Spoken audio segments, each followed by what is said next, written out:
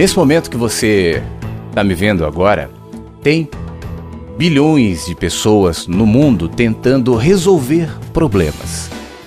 De alguma maneira, prática direta ou simplesmente refletindo sobre esses problemas, ou se aconselhando, ou se inquietando.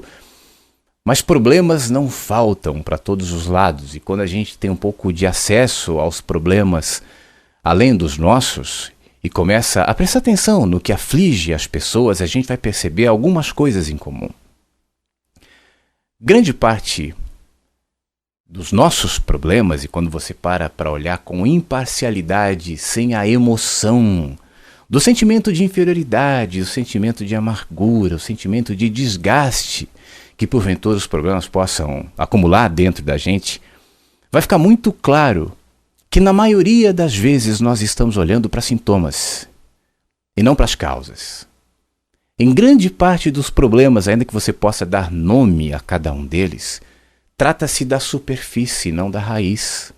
A gente não está olhando para a essência dos problemas, a gente está olhando para os sintomas de um ou dois ou três problemas que estão diretamente conectados ou arraigados ou vinculados, enraizados na minha alma, no meu espírito, na minha visão de mim mesmo. Aliás, é daí que começa a maioria dos nossos problemas, até porque o grande desafio não é resolver problemas, tampouco nos livrar dos problemas, porque problemas a gente sempre vai ter. Aliás, problemas todos têm, em graus variados e áreas diferentes de nossas vidas, mas quem não tem? Então o que difere uma pessoa da outra não é ter ou não ter problemas. Quando você resolver esse problema que hoje lhe desgasta, outros virão. Você pode dizer que o problema é a falta de grana. O dia que você tiver uma conta lotada, tudo será resolvido. O seu problema é a solidão. O dia que você encontrar o marido ou a mulher ideal, tudo vai ser bom. O seu problema é o marido ou a mulher. O dia que você se separar, a vida será uma maravilha. O seu problema é uma questão física, uma doença, uma limitação. E o dia que você se curar ou se adequar a ela, ou se você não tivesse esse problema, tudo seria uma maravilha, quando na realidade não é. Você pode resolver qualquer um desses tópicos. Mas o sentimento, a latência de insatisfação, de inquietude, vai continuar dentro de você. A gente vive numa condição ambígua, a gente vive numa situação contraditória, a gente vive entre o espírito e o corpo, entre o sentimento de transcendência e a vida num sistema desgastante, maldoso, num sistema cego para as necessidades existenciais das pessoas, e tenta encontrar no meio dele um ponto de equilíbrio. Então a gente vai entender que os problemas sempre vão existir, e o que difere um do outro, uma pessoa da outra pessoa, é o significado que eu dou a cada um desses problemas. É aí que mora o meu livre-arbítrio. Aliás, existe uma questão muito recorrente nas pessoas: não há livre-arbítrio, afinal de contas os problemas arbitram contra nós, e eu não tenho nenhum controle sobre o tsunami, eu não tenho nenhum controle sobre um assalto, ser atropelado, sobre uma doença que amanhã pode ser diagnosticada. Mas eu tenho controle sobre como dar significado a cada uma dessas coisas. E é isso, e é aí que mora o meu livre-arbítrio, é aí que mora a minha condição de chamar a tragédia de oportunidade e crescer com ela. É claro que não é fácil. Se fosse fácil, todos fariam, mas é possível, e eu posso lhe assegurar que é possível. Eu estou te falando isso porque a gente vive num mundo onde alguns sistemas se impõem como realidade, se sobrepõem uns aos outros, se interpõem entre as pessoas e nos tiram a percepção do que realmente importa, do que realmente deve ser encarado como raiz de todos os problemas. E grande parte dessa percepção, e grande parte desse mal que gera outros males, é a nossa perda de consciência de que nós estamos interconectados. É impressionante como esse sistema transformou essa palavra ou esse conceito de que nós somos interconectados em coisas de esotéricos malucos, em coisas de pessoas distanciadas da realidade, vivendo em pequenos grupos, utópicos em pequenos grupos, alheios à realidade humana, e aí são naturalmente expelidos desse sistema que fomenta no nosso comportamento, na nossa visão, na nossa maneira de olhar o próximo, na nossa maneira de olhar o nosso problema e a nós mesmos, um individualismo corrosivo, o individualismo deletério, o individualismo que literalmente nos desloca, nos isola e nos separa. E faz com que a gente mantenha funcionando uma visão, uma percepção de que a vida é consumo. Não importa que o planeta está sendo destruído, não importa que a água pode acabar, não importa o superaquecimento global, e aí há discussões se é real ou não. Não importa. Não importa se os animais estão morrendo, se tem uma série de espécies em extinção, se o desequilíbrio é notório. O que importa é que eu posso comprar o meu novo carro, afinal de contas a economia precisa ser sustentada em processo de evolução, caso contrário, os empregos desaparecerão. E se o PIB não tiver crescimento todo ano, sustentado na base do consumo, grandes males acontecerão. Afinal de contas, esse sistema é horrível, mas não há nenhum melhor. E aí a gente não pensa, e aí a gente não questiona, e a gente acha que não é com a gente. E a gente deixa isso para ecologistas ativistas, a gente deixa isso para discussões políticas, a gente deixa isso para a mídia, a gente deixa isso para o outro. E convive com as consequências desses problemas e dessa falta de percepção macro, no micro, na alma, na interioridade.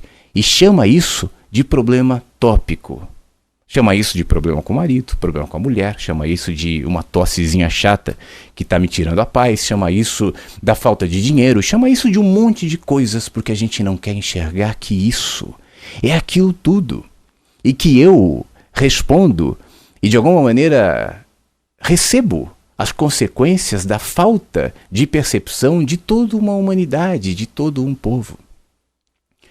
O que eu quero dizer nesse nosso papo, e para não me estender muito, eu poderia falar um monte de coisas a partir desse tema, mas eu queria hoje me focar em você. Eu queria hoje me direcionar a você.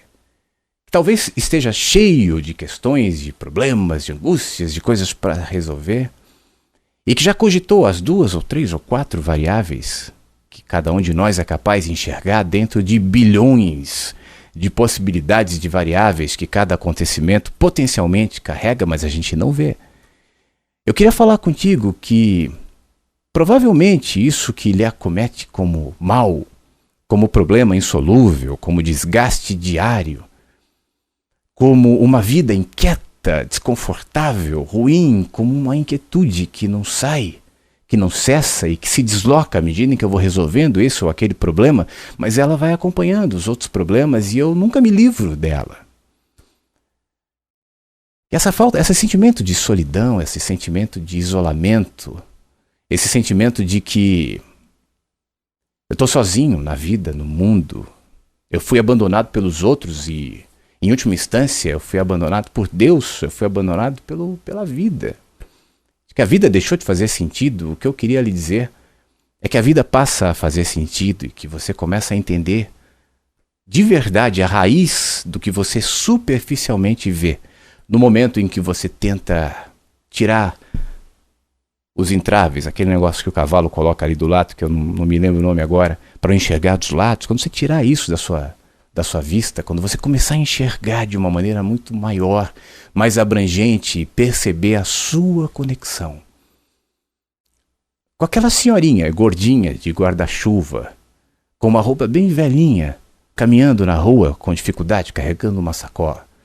Quando você perceber que aquele pedreiro ali da construção da casa do lado, que ouve aquela música sertaneja bem alta que lhe incomoda, quando você começa a perceber que o político corrupto, aquele cara que está lá no Congresso em Brasília de terno e gravata roubando todo mundo, quando você percebe que o motorista do ônibus lá na frente que te fechou e te xingou e colocou a mão para fora e te irritou, todos eles são parte de você.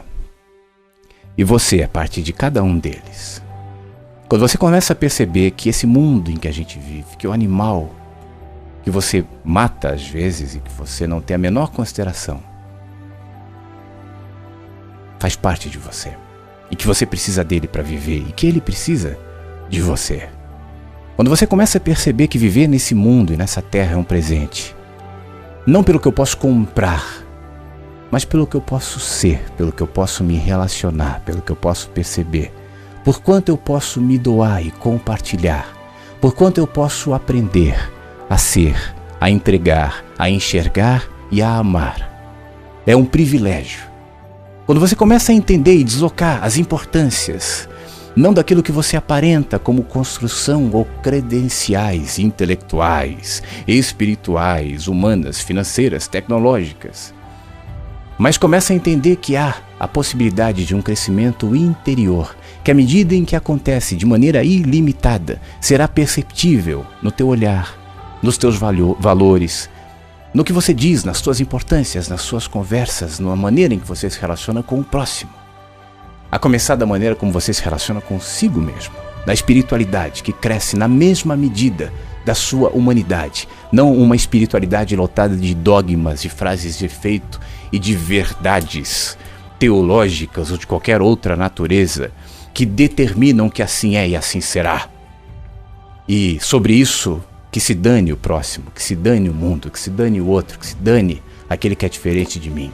Quando você passar, ou ultrapassar, ou deixar isso para trás, você vai se abrir para as possibilidades de resolução do que hoje você chama de problema, simplesmente porque você vai passar a enxergá-lo não como um problema, mas como uma oportunidade e, sobretudo, um apontamento que sai da superfície e aponta para a essência de todas as coisas.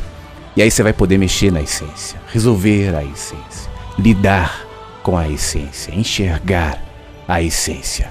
E quando isso acontecer, aquilo que você chamava de problema simplesmente vai se diluir, sem a necessidade de fazer força, sem a necessidade de se tornar escravo de nada. Eu só quero que você pense sobre isso. Eu só quero que você, ao invés de se focar num determinado problema, tente enxergar para onde ele está apontando. Enxergue, ilumine essa região, cresça, amadureça e seja de verdade um ser humano, para que então você possa se tornar um ser espiritual que brilha, que, como um vagalumezinho, ilumina o ambiente onde está e, a partir do seu mundo, muda o mundo à sua volta.